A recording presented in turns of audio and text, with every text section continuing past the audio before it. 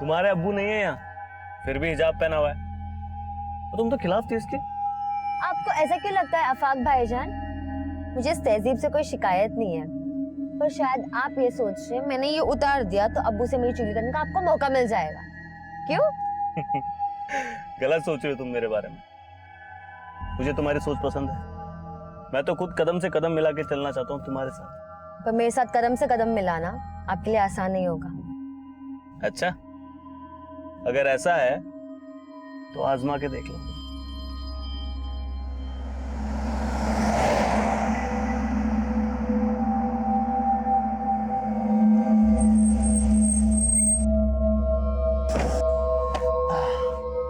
चलिए, अल्लाह हाफिज। अच्छा, सिर्फ किताबों में सर मत खपाना, ये जिंदगी उससे भी ज्यादा दिलचस्प है।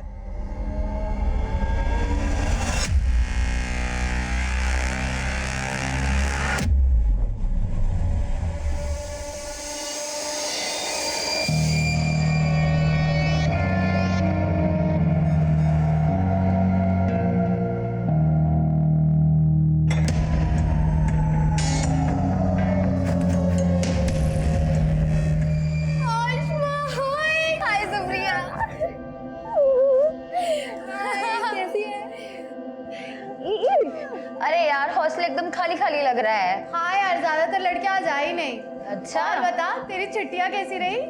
एकदम रॉकिंग। तुम लोग सिगरेट पी रही थी? तो तुझे क्या लगा हम यहाँ पर अगरबत्ती जलाएंगे? Very funny. तुम लोग ना सुधरोगे नहीं। सुधरना तो तुझे आसमा, और तुझे सुधारने के लिए हमने एक प्लान बनाया है। अच्छा, क्या प्लान किया तुम लोग?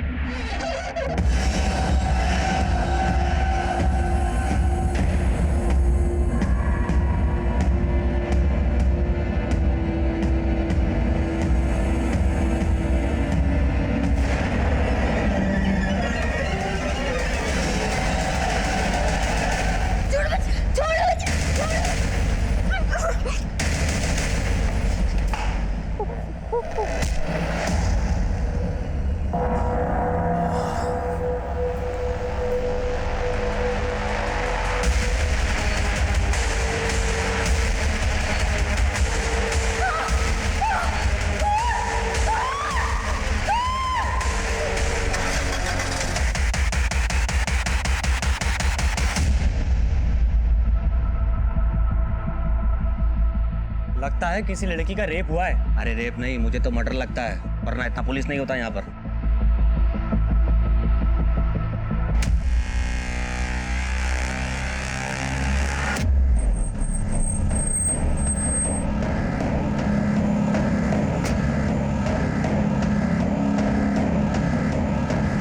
जय हिंद सर।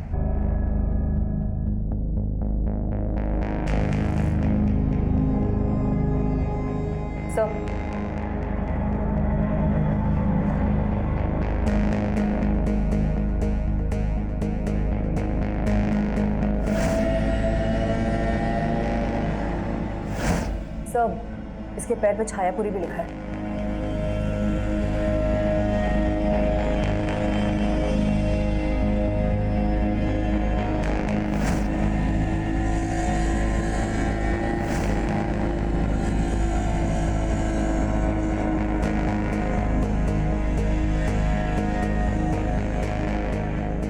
सर, इस रूम में आसमा के अलावा 2 लड़कियां और रहती हैं। एक सुप्रिया जो अभी हॉस्टल में है, और दूसरी लड़की दिवाली वेकेशन से अभी तक आई नहीं है वापस।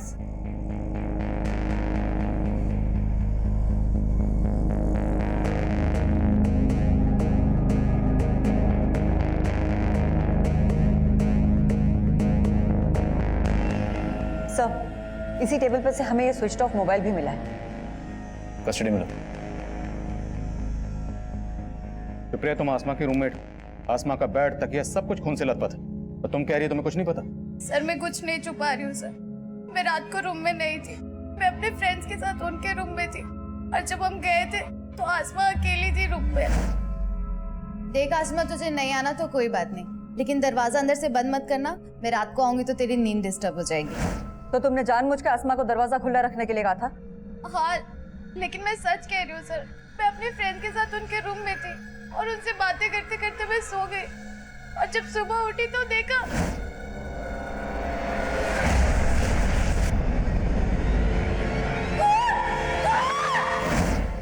सर, सुप्रिया बिल्कुल सही कह रही है, ये हमारे साथ ही थी पूरा टाइम। लेकिन यहाँ पे इतना सब कुछ हो गया। पहले आसमा पे हमला हुआ, फिर उसकी बॉडी को खींचकर बाथरूम तक ले जाया गया, और तुम लोग कह रहे हो कि तुमने कोई आवाज ही नहीं सुनी। रूम में पंखे की आवाज इतनी तेज थी, हमें सच में नहीं पता चला कि आसमा के साथ इतना सब कुछ हो गया।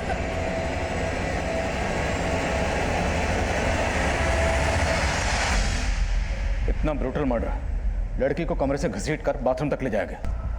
किसी ने कुछ देखा नहीं, किसी ने कुछ सुना नहीं, जरूर कोई कुछ छुपा रहा है। हो सकता है सर, लेकिन आसमा की लाश को देख के ऐसा लगता है जैसे उसके साथ रेप भी हुआ था। जरूर कोई लड़का इन्वॉल्व है, लेकिन ये गर्ल्स हॉस्टल है सर, और वार्डन का कहना है कि यहाँ पे 24 घंटे तक सिर्फ एक गार्ड ही रहता है, और एक कुक है जो सुबह आता है और रात में चला जाता है। गार्ड को हमने हिरासत में ले लिया है सर। हाँ सर, ये वही कुक है जो सुबह 6 बजे आता है और रात को 10 बजे डिनर के बाद चला जाता है। उसके बाद सोने से पहले मैं खुद पूरा राउंड लगाती हूँ। कल रात 11 सवा 11 बजे मैंने पूरा राउंड लगाया था, लेकिन सर तब सब कुछ ठीक था, और सुबह सुप्रिया की 5 बजे आवाज आई, तब सब पता चला। आसमा का हॉस्टल में किसी से कोई झगड़ा? नहीं सर।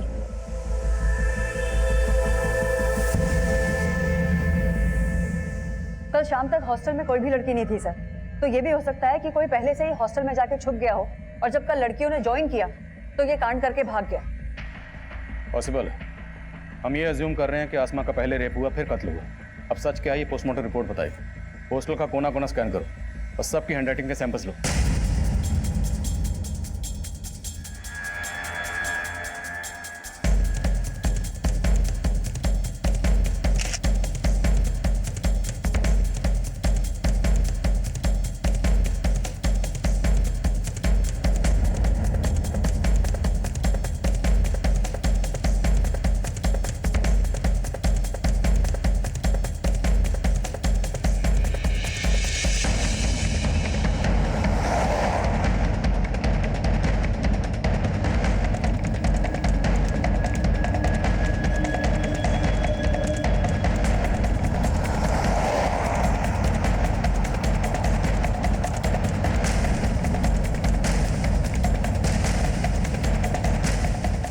ये इतना ऊंचा है सर कि यहाँ से आना और भागना दोनों ही पॉसिबल नहीं है। देखो, अगर कोई सीढ़ियों से आया तो पक्का मेन गेट से एंट्री मारी होगी, मतलब गार्ड झूठ बोल रहा है। और अगर कोई यहाँ से आया तो फिर ये किसी पेशेवर मुजरिम का काम। सर यहाँ कहीं सीसीटीवी भी नहीं है, तो दोनों ही पॉसिबिलिटीज हैं। हॉस्टल के आसपास सबसे पता करो, जहाँ भी सीसीटीवी मिले उसे खंगालो, और हॉस्टल में जितने भी लोगों का आना जाना था एक एक की डिटेल निकालो।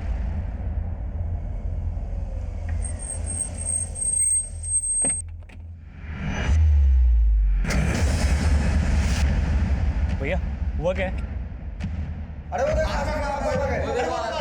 मैडम, आपकी बेटी का रेप करके मर्डर कर दिया गया है, इस बारे में आप क्या कहेंगी? क्या बकवास कर रहे हैं आप? दिमाग सही है तुम्हारा? नहीं नहीं नहीं नहीं, कुछ नहीं हुआ है।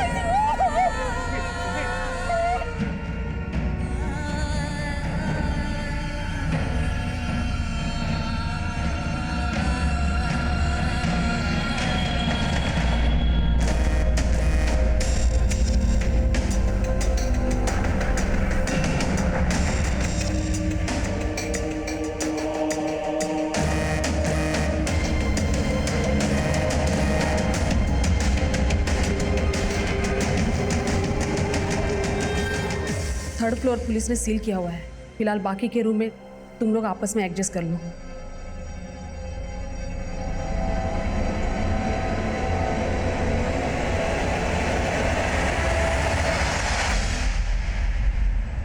मैं ऐसे कैसे विश्वास कर लूं कि मेरी आसमा आप बैठिए बैठिए। मुझे कुछ नहीं पता, मुझे एक बार मेरी बेटी को दिखा दीजिए प्लीज, मुझे एक बार मेरी बेटी को देख लेने दीजिए ना मैडम। मैम आप बैठिए प्लीज।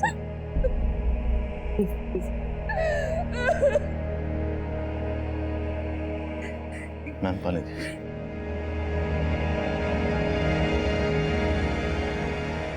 देखिए, आसमा की बॉडी को हमने पोस्टमार्टम के लिए भेजा है। मैं वो सब कुछ नहीं जानती, मुझे बस एक बार मेरी बेटी से मिल लेने दीजिए, एक बार। देखिए, मैं समझ सकता हूँ एक माँ के नाते ये वक्त आपके लिए आसान नहीं है, पर मैं आपको बताना चाहता हूँ कि आसमा की बॉडी की जो हालत है वो देखना आपके लिए और भी मुश्किल होगा। आपके कह देने से मैं मान लूं कि मेरी बच्ची, अरे कल ही तो उसे हंसता खेलता देखा था। अम्मी इतनी मुश्किल से पैक किया था, अपने ऑफिस खोल दिया। अरे ये देख, घर के बने लड्डू हैं, तूने रखना ही भूल गई थी। अब्बू आप इतने चुप चुप क्यों है? लगता अभी भी मुझसे नाराज है। बेटा ख्यालात तो तेरी अम्मी से भी नहीं मिलते हमारे, फिर भी निभा लिया ना। तू तो बच्ची है हमारी। वाह फूफा, अस्सलाम वालेकुम फूफी। आज ये आसमा झुक गया या जमीन पे रह के आप भी आसमा छू बैठे? अफाक भाईजान, अफा की तरह जलना तो आपकी फितरत है ना? जब देखो अब्बू और मेरे बीच में आग लगाते रहते हैं। तो कल रात को उसे हॉस्टल ड्रॉप करके आया था और आज सुबह। देखिए, जिस तरह से आसमा को मारा गया काफी दिल दहलाने वाला है। ये जरूर किसी ऐसे शख्स का काम है जिसकी आसमा से गहरी रंजिश रही होगी। तो क्या आसमा ने कभी आप लोगों से इसके खिलाफ कुछ कहा था? नहीं सर, उसने कभी कुछ ऐसा नहीं बताया।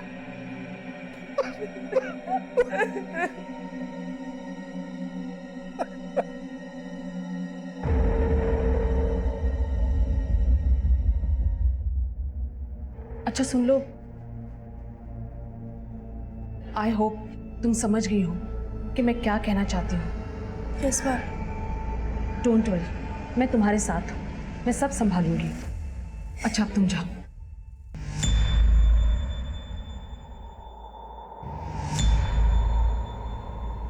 हमने कई लोगों की हैंडराइटिंग ली है सर, लेकिन किसी की भी लिखावट इस लेटर की लिखावट से मैच नहीं करती। हमने बहुत सारे लोगों के फुटप्रिंट्स भी लिए हैं, लेकिन अभी तक किसी के खिलाफ कुछ पता नहीं चल पाया। क्राइम सीन पर ये लेटर मिला और आसमा के बदन पर छायापुरी लिखा हुआ। छायापुरी नाम का कोई मैगजीन भी है ना? जी हाँ सर, इस मैगजीन के अंदर सेक्स रिलेटेड कंटेंट ही छपता है। मैं कमिंग सर। क्या? सर, आसमा की प्रीलिमिनरी पोस्टमार्टम रिपोर्ट आ गई है। सर, रिपोर्ट के मुताबिक आसमा का रेप हुआ था। लिखा, उसके बदन पर लिखा जाता है छायापुरी। छायापुरी क्योंकि ऐसा मैगजीन है जो ज़्यादातर सेक्स रिलेटेड कंटेंट छापता है, तो ज़रूर ये किसी सेक्स मैने का काम है, या फिर किसी ऐसे शख्स का जो आसमा से गहरी नफरत करता है, या फिर किसी सरफरे का। सबकी लिस्टिंग करो और शहर के सभी इंस्टीट्यूट को उठाओ और तोड़ो एक एक को। आसमा रेप और मर्डर केस में जहां हम एक तरफ आसमा की जिंदगी के पन्ने पलट कर देख रहे थे, वहीं दूसरी तरफ हमें इस केस में किसी बाहरी एंगल की पॉसिबिलिटी भी नजर आ रही थी। इसलिए हमने शक की बुनियाद पर कई हिस्ट्री शीटर्स को उठाया।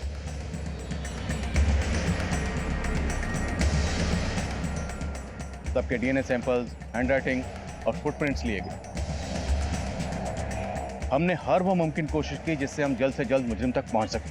हॉस्टल का गार्ड भी हमारा स्ट्रॉन्ग सस्पेक्ट, उससे सच उगलवाने के लिए हमने कई तरीके अपनाए। मैडम मैंने कुछ नहीं किया। अब तू नहीं बचेगा। तेरा डीएनए टेस्ट लेंगे और 2 मिनट में पता चल जाएगा कि आसमा का मर्डर और रेप तूने ही किया। मैडम मैं आपको सब कुछ बताना चाहता था, लेकिन वार्डन मैडम ने रिक्वेस्ट की थी कि मैं रमन भाई के बारे में आपको कुछ भी ना बताऊं। रमन कौन है? वार्डन मैडम का छोटा भाई, उनका अक्सर हॉस्टल में आना जाना है और वो कल रात भी आए थे। उनका हॉस्टल में दीप्ति नाम की एक लड़की से अफेयर है। रहता कहाँ है वो? मैं तो सिर्फ दीप्ति से मिलने गया था सर। सर आसमा को तो मैं जानता ही नहीं हूँ, मैं कसम से बोल रहा हूँ, सच मैंने कुछ नहीं किया सर। अगर तुम्हारे भाई रमन ने कुछ नहीं किया तो गार्ड को उसका नाम लेने से मना क्यों किया? मैं डर गई थी मैडम, मैं अपने भाई के हरकतों से परेशान थी, लेकिन मेरा यकीन कीजिए उसने कुछ नहीं किया।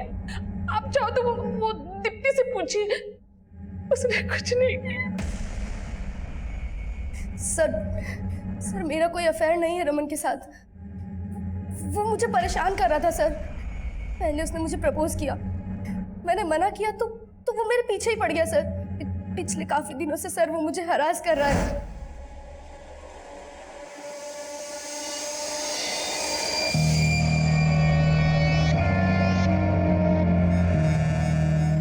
मैं उसका फोन नहीं उठा रही थी तो वो उस रात हॉस्टल में आ गया।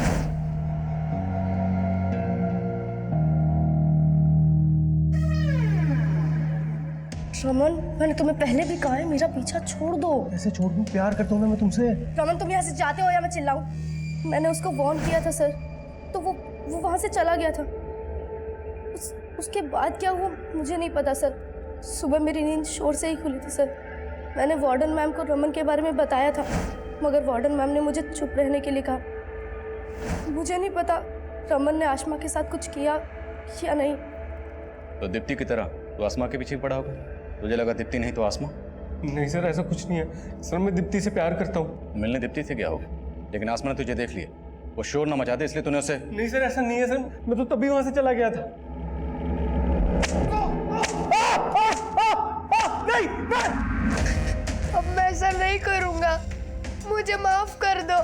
ऐसे नहीं छोड़ूंगा तुझे। अरे साहब, छायापुरी मैगजीन तो हर नुक्कड़ और चौराहे पे बिकती है। अब एक ऐसा रेपिस्ट जो छायापुरी मैगजीन पढ़ता है, उसको ढूंढना तो समुद्र में सुई ढूंढने जैसा है। लेकिन ढूंढना तो पड़ेगा। ठीक है साहब, आप बोलते हो तो कोशिश करके देखता हूँ। हेलो, हाँ बोल। सर, गार्ड और रमन दोनों वहीं अटके हैं, लेकिन उनके फुटप्रिंट का साइज क्राइम सीन पे मिले फुटप्रिंट के साइज से मैच करता है। मैंने दोनों के डीएनए सैंपल्स भी ले लिए हैं सर, लेकिन रिपोर्ट आने तक वेट करना पड़ेगा। ये दोनों इतनी आसानी से कुछ नहीं उगलने वाले। क्राइम सीन से हमें जो आसमा का फोन मिला था उसे अच्छे से स्कैन करो, उससे हमें कोई ना कोई क्लू जरूर मिलेगा। मैगविन सर। हमें सर, हमने हॉस्टल के आसपास के सारे सीसीटीवी खंगाले। क्राइम वाले दिन हॉस्टल के पीछे की तरफ एक कार वहां के सीसीटीवी में कैप्चर हुई थी। सर, मैं वहां की फुटेज लाया हूँ। लेकर सर, इस गाड़ी का नंबर विजिबल नहीं है। मैंने इस गाड़ी के बारे में आसपास के लोगों से पूछताछ की, लेकिन पहले किसी ने भी इस गाड़ी को यहाँ नहीं देखा। सर, सस्पिशियस बात यह है, ये गाड़ी रात को 1 बजे यहाँ आई, इस गाड़ी में से कोई उतरा और फिर अर्ली मॉर्निंग वापस आया। जिस डायरेक्शन में ये गाड़ी गई है उस डायरेक्शन के सीसीटीवी खंगालो। हो सकता है वहाँ के किसी सीसीटीवी में इसका नंबर कैप्चर हुआ।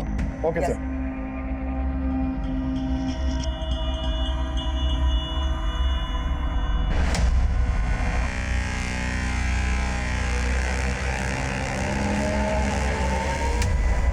अनुराग, इधर आना। Yes ma'am.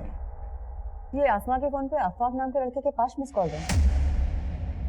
मैम, अफाक तो आसमा का कजन है जो आसमा के पेरेंट्स के साथ आया था। अफाक ने आसमा को 5 बार कॉल किया, लेकिन आसमा ने एक भी बार रिसीव नहीं किया। लेकिन बाद में आसमा की अपनी मदर से बात हुई है। ये चक्कर क्या है? आसमा के पेरेंट्स से दोबारा मिलना पड़ेगा। ये वही गर्ल्स हॉस्टल है जहां आसमा का इतना ब्रूटल रेप और मर्डर हुआ, पर पुलिस अभी तक इस केस में नाकाम नजर आ रही है। अब अफसोस करने का क्या फायदा? वक्त रहते अगर आसमा के पर काट दिए होते तो यह दिन नहीं देखना पड़ता। चारों तरफ इज्जत का कचरा हो रहा है। आपको अपनी इज्जत की पड़ी, अपनी बच्ची का कोई दुख नहीं। दुख है मुझे, इसीलिए कोस रहा हूं तुझे। एक नहीं सुनती थी मेरी। पता नहीं वहां किस लड़के के साथ चक्कर चल रहा था उसका वहां। उसके साथ इतना कुछ हुआ और आप उसको ही।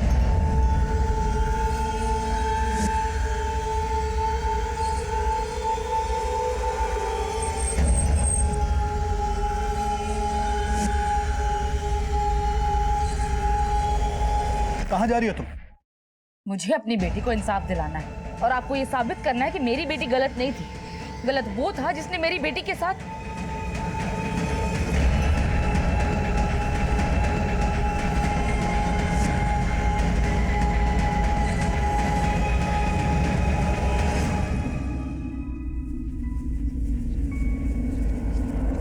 मैं आपसे अफवाक के बारे में बात करना चाहती हूँ। क्या आमना का और अफवाक का कोई इशू था? कैसी बातें कर रही हैं मैडम? भला अफाक का आसमा से क्या इशू होगा? देखिए, मर्डर वाली रात को अफवाक ने 5 बार आसमा को फोन किया था और उसने एक भी बार उसका फोन नहीं उठाया। और उन 5 मिस्ड कॉल्स के बाद उसकी बात आपसे हुई थी। क्या बात हुई थी? बस नॉर्मल बातें हुई थी। हाँ अम्मी, मैं ठीक हूँ और अच्छे से पहुंच गई थी। बस ठीक से रहना। तो अकेली रहती है ना तो दिल में फिक्र सी रहती है। आप मेरी टेंशन मत लो अम्मी। अच्छा अब्बू से बात करवाओ। अरे तेरे अबू तो बाहर टहलने गए हैं और फोन भी घर पर छोड़ गए। अच्छा, मुझे उनसे कुछ बात करनी थी, आएंगे तो फोन करवाना। अच्छा, ऐसी क्या बात है जो सिर्फ अबू से करनी है, मुझसे नहीं? ऐसा कुछ नहीं अम्मी, बस बात करनी थी कुछ। अब्बू आएंगे ना तो मेरी बात करवाना उनसे। उस दिन मैं जरा देर से टहल कर घर वापस आया, इन्होंने बताया था मुझे लगा रात काफी हो गई है, इसलिए अगले दिन फोन करूंगा ये सोचकर सो गए हम लोग। लेकिन ऐसी क्या बात होगी जो वो आपसे ही करना चाहती थी? मुझे खुद कुछ समझ में नहीं आ रहा मैडम। देखिए, हमें पता चला है कि आसमा लिबरल थॉट्स की लड़की थी और शायद आपको उसकी इस बात से परेशानी भी थी। तो कहीं कुछ ऐसा तो नहीं कि आप हमसे कुछ छुपा रहे हो? कैसी बातें कर रही है मैडम आप? मैं भला आपसे कुछ क्यों छुपाऊंगा? मैं मानता हूं कि हमारी बेटी आसमा कुछ अलग ख्यालात की थी, लेकिन मैंने हमेशा उसको यही समझाया कि बेटा इस तरह की बातें सिर्फ बातें करने तक ठीक है, कोई महान नहीं बनता इन बातों से, बल्कि दुनिया सबसे पहले दुश्मन ऐसे ही लोगों की बनती है। मैडम अब तो मुझे यकीन हो चला है कि मेरी बेटी ऐसी नफरत का शिकार हुई जिसमें लोग बस्ती की बस्ती जला देते हैं, वो तो फिर भी एक छोटी सी मासूम मेरी प्यारी सी बच्ची थी।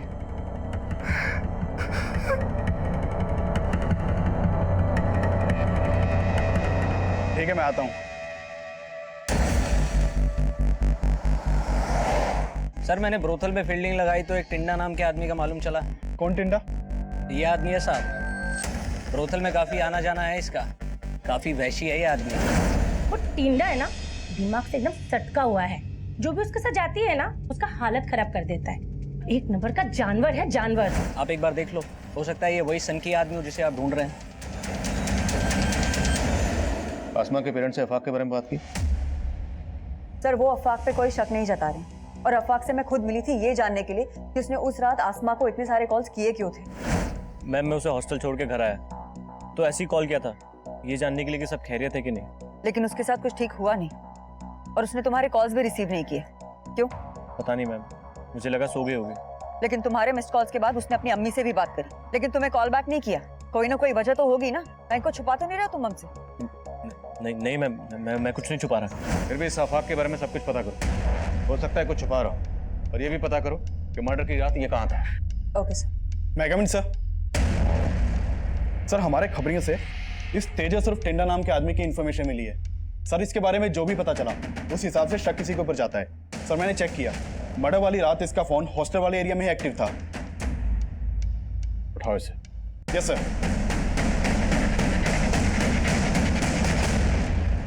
मुझे क्यों लाए साहब? मैंने कुछ नहीं किया। तू क्या कर सकता और क्या नहीं कर सकता सब पता लगा लिया हमने। आसमा के ऊपर बुरी नजर थी ना तेरी? साहब मैं किसी आसमा वासमा को नहीं जानता साहब, और उस रात तो मैं किसी और आइटम के साथ था। किसके साथ था? उमा साहब, प्रोस्टिट्यूट है। मैं मानता हूँ साहब, मैं ऐसा ही हूँ, सिर्फ प्रोस्टिट्यूट्स के साथ ही सोता हूँ, लेकिन साहब आज तक मैंने कभी किसी आम लड़की के ऊपर बुरी नजर नहीं डाली साहब। टिंडा के पैर के साइज क्राइम सीन पर मिले फुटप्रिंट के साइज से मैच कर रहे हैं। लेकिन सर ये टिंडा बहुत मोटी चमड़ी का है, बहुत तोड़ा लेकिन फिर भी कुछ नहीं उगला। इस टिंडा का भी डीएनए और हैंडराइटिंग सैंपल लो। सर सर आज सुबह संत नगर पुलिस ने विक्रमपुर एरिया से एक अज्ञात गाड़ी जब्त की है। ये देखिए सर, ये विनय नाम के एक आदमी की गाड़ी है जो संत नगर में रहता है। सर उसने अपनी गाड़ी चोरी होने की कंप्लेन लिखवाई थी, और सर ये गाड़ी उसी शाम चोरी हुई है जिस रात आसमा का मर्डर हुआ है, और इस गाड़ी का कलर उस कार के कलर से मैच करता है जो गर्ल्स हॉस्टल के बैक साइड में देखी गई थी। ये गाड़ी चुराई गई संत नगर से, जो उस हॉस्टल से 7-8 किलोमीटर की दूरी पर है। तो कोई इतनी कम दूरी तय करके कार चुराने के बाद मर्डर करने क्यों आएगा? मेरा मतलब है चोरी की हुई कारें ज़्यादातर लूट और रॉबरी में इस्तेमाल होती हैं या फिर लाश डंप करने के लिए, लेकिन यहाँ तो रात भर लाश भी उस हॉस्टल में थी और अगली सुबह तक ये कार भी वहीं थी।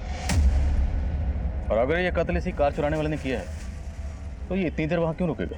लेकिन सर हम किलर को सरफिरा भी तो समझ रहे हैं, हो सकता है ये चोर वही हो जिसे हम ढूंढ रहे हैं। ठीक है, संत नगर पुलिस के टच में रहो और पता करो कि कार चुराने वाला कौन हो सकता है, और हॉस्टल एरिया का डंप डाटा स्टडी करो, हो सकता है वहाँ से कोई सस्पिशियस नंबर सामने आए। यस। आपने अफाक को आसमा के साथ हॉस्टल क्यों भेजा था? अभी अचानक तुमने अजीब सा सवाल क्यों पूछा?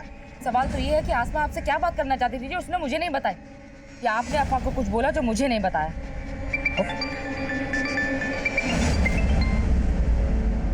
हेलो, पुलिस आपको गुमराह कर रही है। क्या? वो आसमा के कातिल को जानती है लेकिन उसको बचा रही है। किसको बचा रही? और आप कौन बोल रहे हैं? मैं जो कोई भी हूँ आपका शुभचिंतक हूँ। आसमा का रेप और मर्डर शांतनु ने किया है। शांतनु? कौन शांतनु? बिजनेसमैन गुरुदत्त का बेटा शांतनु। शांतनु का एक दोस्त भी है जो उसके साथ मिला हुआ है। हॉस्टल वाले एरिया में एक्टिव था और ये अनिरुद्ध सुप्रिया के काफी टच में था। इस सुप्रिया पर मुझे शुरू से ही शक था। सुप्रिया और अनिरुद्ध दोनों को उठा के लो। सर मैं कमिंग सर? कमें। सर आसमा रेप और मर्डर केस में मीडिया ने हंगामा मचा रखा है सर। न्यूज आ रही है टीवी पे। चलो टीवी चला। हम पहले पुलिस पर भरोसा कर रहे थे, लेकिन अब हमारा भरोसा उन पर से उठ। लेकिन आपका पुलिस पर से भरोसा क्यों उठ गया? कि पुलिस मेरी बेटी के कातिल को बचा रही। आसमा को न्याय दो! सुमा। सर शर्मा। आसमा को न्याय दो! न्याय दो! न्याय दो! आसमा को न्याय दो! न्याय दो! न्याय दो! We want justice! We want justice! आसमा को न्याय दो! न्याय दो! न्याय दो! We want justice! We want justice! आपको कोई गलतफहमी हुई है? कोई गलतफहमी नहीं हुई है मैडम। लेकिन आपको क्यों ऐसा लग रहा है कि हम किसी को बचा रहे हैं? आखिर वजह क्या है? आसमा का रेप और मर्डर शांतनु ने किया है। शांतनु? कौन शांतनु? आप उस बिजनेसमैन के बेटे शांतनु को बचा रहे हैं। शांतनु? मैम ये शांतनु अनिरुद्ध का दोस्त है जिसका नंबर हमें सुप्रिया के कॉल रिकॉर्ड से मिला था। वो मर्डर वाली रात शांतनु का नंबर भी हॉस्टल वाले एरिया में ही बंद था। लेकिन उस पीसीओ से फिरोजा को किसने फोन किया था ये हमारे लिए जानना बहुत जरूरी है। एक काम करो, अनिरुद्ध, शांतनु और सुप्रिया इन तीनों को लेकर आओ और पीसीओ पे भी जाके आओ। Okay ma'am. तो अनिरुद्ध और शांतनु तुम लोग उस रात हॉस्टल गए थे या नहीं? हाँ सर, ये दोनों गर्ल्स हॉस्टल में आए थे, लेकिन सर ये लोग मुझसे और मेरी फ्रेंड से मिलने आए थे। उस रात हॉस्टल में ज़्यादा लड़कियां नहीं थी, इसीलिए हमने पार्टी प्लान किया था। मैंने आसमा को भी इनवाइट किया था सर। व्हाट? तू उन लोगों को यहाँ बुला रही है? पागल हो गई सुप्रिया? किसको पता चला ना तुझे यहाँ से निकाल देंगे। लेकिन उसने आने से मना कर दिया। फिर हम लोग दूसरे रूम में पार्टी कर रहे थे। तुम्हारे हॉस्टल में मेल्स के आने पर पाबंदी है, है या नहीं? तो तुम लोग हॉस्टल में कैसे घुसे, वो भी इतनी रात को?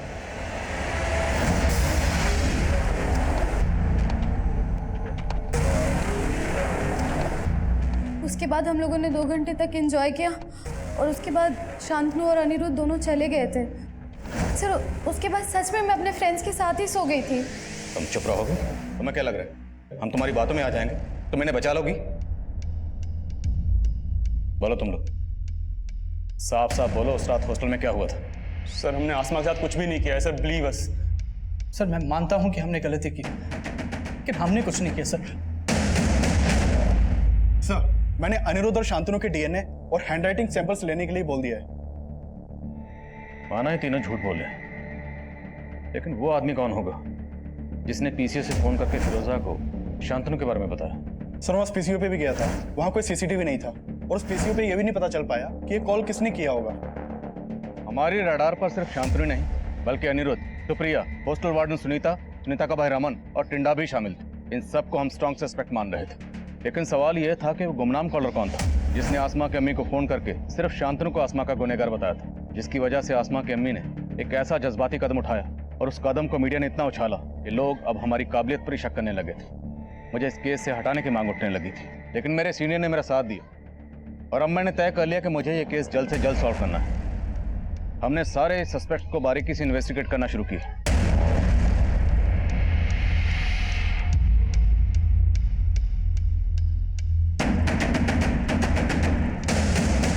अफवाक के बारे में कुछ बातें मालूम चली हैं सर।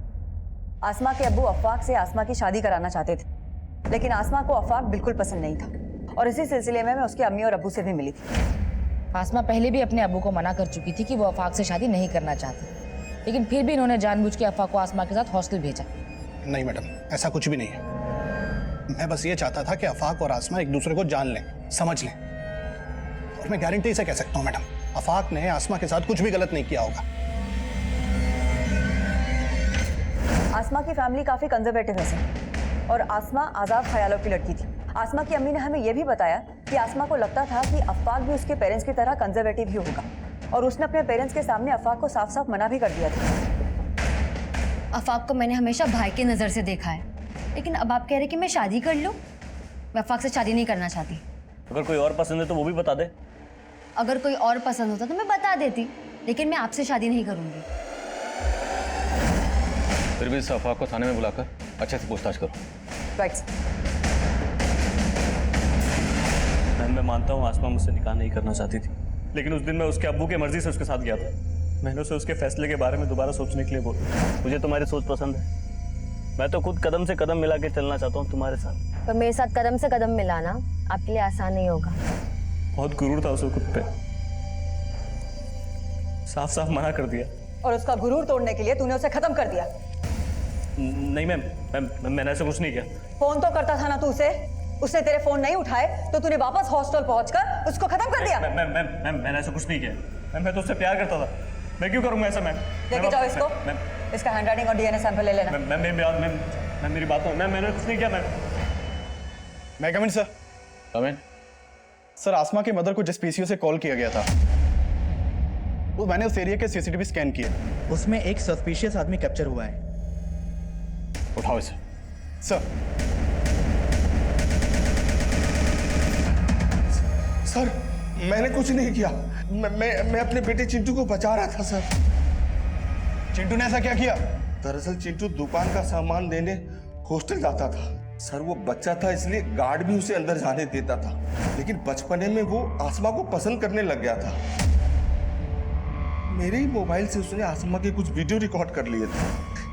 अब मैं ऐसा नहीं करूंगा, मुझे माफ कर दो। ऐसे छोड़ने वाला नहीं तुझे, 1 घंटे तक ऐसे ही खड़ा रहना।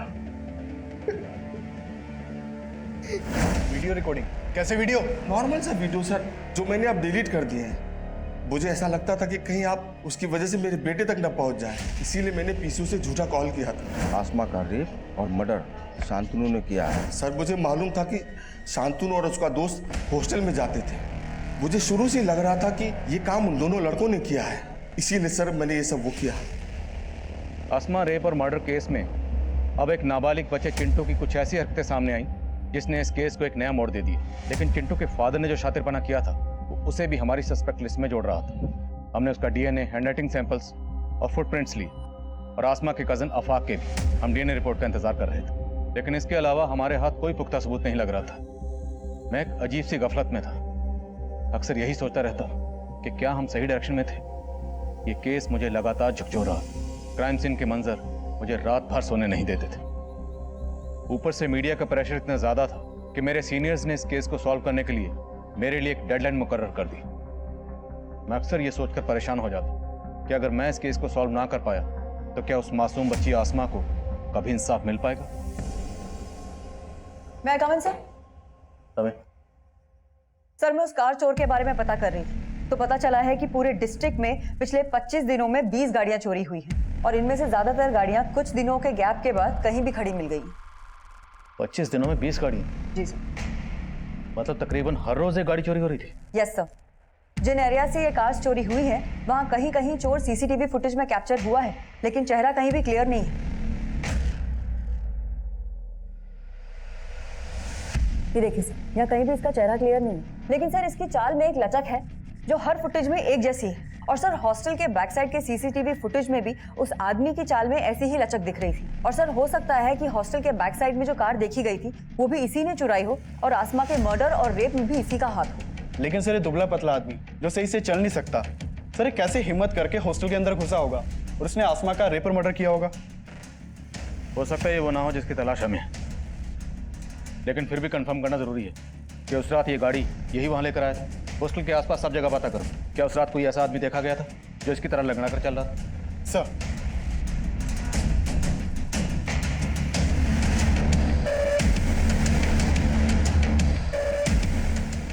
सर उस दिन सुबह 6 बजे एक आदमी आया था जो लंगड़ा के चलता था। उसके पास एक कार भी थी। उसने मेरे यहाँ बैठकर कई कप चाय भी पी थी। अच्छा, उस आदमी का स्केच बना सकते हो? जी साहब, बनवा सकता हूँ। मैम, चाय वाले ने जिस आदमी के बारे में बताया था उसका स्केच है। पता करो उसका कोई क्रिमिनल रिकॉर्ड है क्या, और इस स्केच को हर जगह सर्कुलेट करो। हो सकता है इसके जानने वाला कोई मिले। Okay ma'am.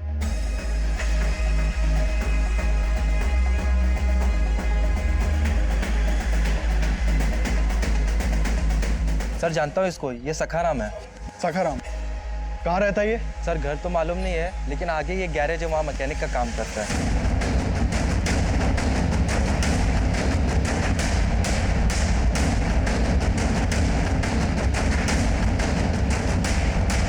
सखाराम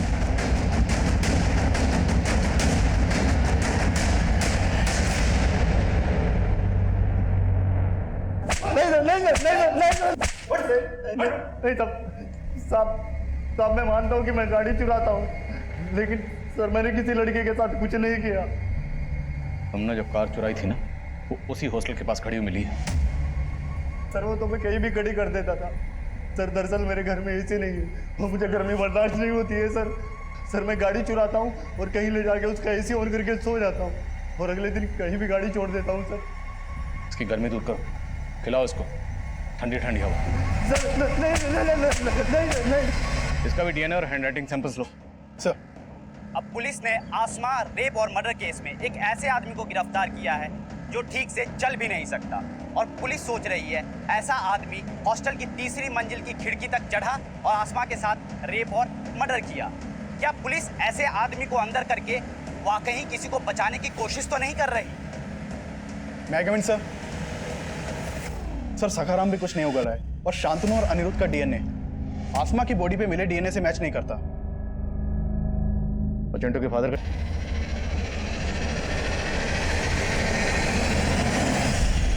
अब तेरा नाटक खत्म। रिपोर्ट आ गई है, तेरा डीएनए मैच हो गया।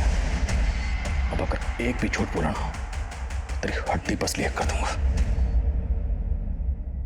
सर मैं अपनी बीवी से तंग आ गया था, इसलिए मुझे हर औरत से नफरत हो गई थी। फिर एक दिन मुझे वो लड़की दिखी, वो मुझे पसंद आ गई थी सर। उसके बाद मैं उसके पीछे पीछे हॉस्टल गया। मालूम चला कि हॉस्टल बंद है और सारी लड़कियां छुट्टी पर गई। जब छुट्टियां खत्म हुई तो उसके बाद मैं उस रात वहाँ पहुँचा।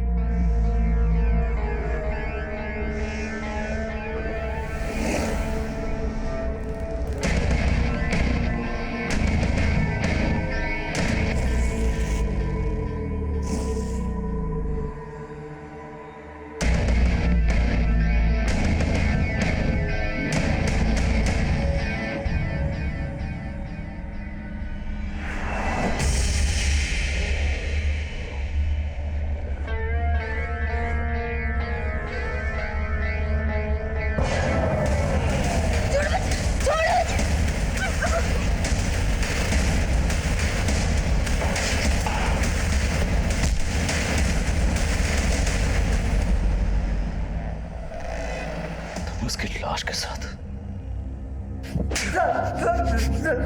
लाश के साथ बॉडी पर छायापुर लिखा क्यों?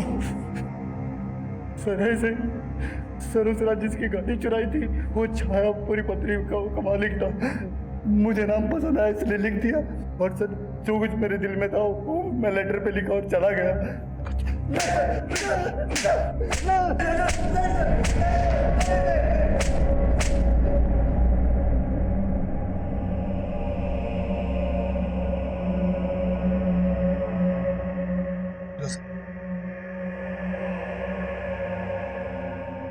अब बोल रहे थे ना कि मेरी बेटी का वहां किसी लड़के के साथ चक्कर,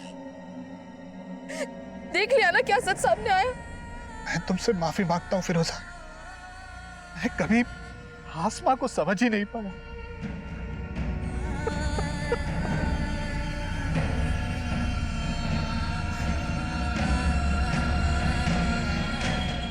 आसमा रेप और मर्डर केस का main accused Sakharam physically disabled था, इसलिए मीडिया उसकी इस कमजोरी का वास्ता देकर उसके बचाव की बातें कर रही थी। लेकिन जब सच्चाई सामने आई, उसने सबको हैरान करके रख दिया। सखाराम ने ना सिर्फ आसमा का कत्ल किया, बल्कि वो घायल आसमा को 100 मीटर तक घसीट कर ले गया, उसके साथ दरिंदगी करता रहा।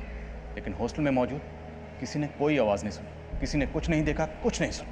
जबकि उस रात हॉस्टल में सखाराम के अलावा वार्डन सुनीता का भाई रमन और सुप्रिया के दोस्त अनिरुद्ध और शांतनु भी मौजूद थे, जो गलत तरीके से हॉस्टल में दाखिल हुए थे, जिससे साबित होता है कि आसमा एक ऐसे प्रमाइसिस में रह रही थी जहां पर सिक्योरिटी ताक पर थी। इसलिए उस रात आसमा के साथ जो भी हो, उसमें हॉस्टल के स्टाफ के साथ साथ बाकी लोग भी जिम्मेदार हैं। आज इंटरनेशनल वुमेन्स डे पर आसमा की कहानी आप सभी को बताकर मेरा मकसद ये बताना है कि आसमा की मौत से सिर्फ उसके परिवार को गहरा नुकसान नहीं हुआ, बल्कि ये नुकसान हमारे पूरे समाज का नुकसान, क्योंकि हमने आसमा को खोकर एक ऐसी टैलेंटेड और सेंसिटिव शख्सियत को खोया है जो अपनी सोच से एक प्रगतिशील समाज के निर्माण का मादा रखती थी। उम्मीद है आसमा की कहानी हम सबको एक सबक देगी, जिससे हम अपने मुल्क की बेटियों को एक महफूज और बेहतर समाज दे पाएं। अब मैं आदिल खान आपसे इजाज़त लेता हूँ। आपसे फिर मुलाकात होगी एक और नए केस के साथ। तब तक देखते रहिए क्राइम पेट्रोल 10 तक। मकसद बताना नहीं, बचाना है।